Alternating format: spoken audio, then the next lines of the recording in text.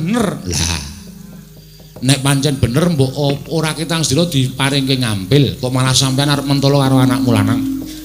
Saiki ngene, perkarane malah engko dadi gedhe lho.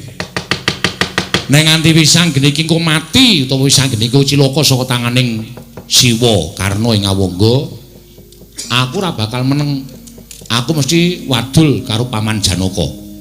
Nek Paman Janaka mengko iku nesu mergo anake dipiloro karo makne gedhe, nek nganti gegeran aku mau tanggung lho. Nek nganti perang Bratayuda dikenceng, digelak mangsane digege wancine. Nek nganti iki Bratayuda digege wancine digelak mangsane mergo sampeyan gawe dakdaning pasulayan miloro karo anak adikku Wisanggeni. Nek ana tantri maning dewa, nek digoleki pun jering keluputan kabeh ana Siwa Ngawangga. Sampeyan bakal entuk welaking dewa. Wis yo tak duduke nang Wisanggeni yo. Ayo tak duduke. Wisanggeni cekelen arep kapak-kapake sak karepmu, ning aku mesti wadul karo wong tuane Wisanggeni. Nek wani ora karo cah cilik, karo tuwa do tuwa. Ben kabeh ya iso ngrasake. Terus saiki aku tak takon karo sampean, jane sampean ku dipunjung apa to kok mentolomen karo anak sampean dhewe. Sing wong liya mangrangkul, sing wong kulit daging sampean dhewe malah arep tok piloro, malah arep tok pateni. Apa nek ngono aku iso ngarani ento Ratu Ngawangga iki jebul blereng marang derajat pangkat. Apa ngono aku iso ngarani Ratu Ngawangga iki jebul ngawula karo bondo donya, ngawula karo derajat pangkat.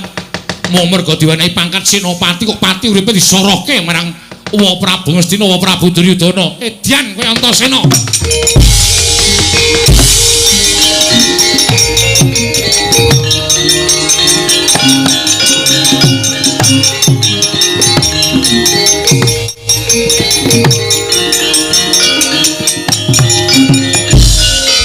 Wah, tak rungokke saka kono jan pinter tenan kowe.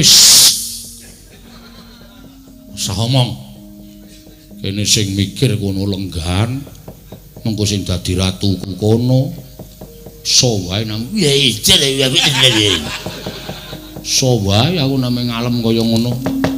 Aku matur nuwun ya Kang, ya padha-padha. Jenenge wong tuwa iki labuh karo adike wis direwangi kaya ngene iki. Lah iya. Terus piye iki? Arep diteruske ora mandeg tekan semene. Yen nganti Nalendra Ngastina iki mengko ngoncati negara Ngastina, sirku ora bakal niat dadi ratu nek urung ngrangket Ratu Ngastina. Ora jane niatmu piye to? Niat mikir dadi ratu apa ngrangket Ratu Ngastina? Loro-lorone supaya nggonku dadi Nalendra langgeng bisa tak aturke marang para Pandhawa.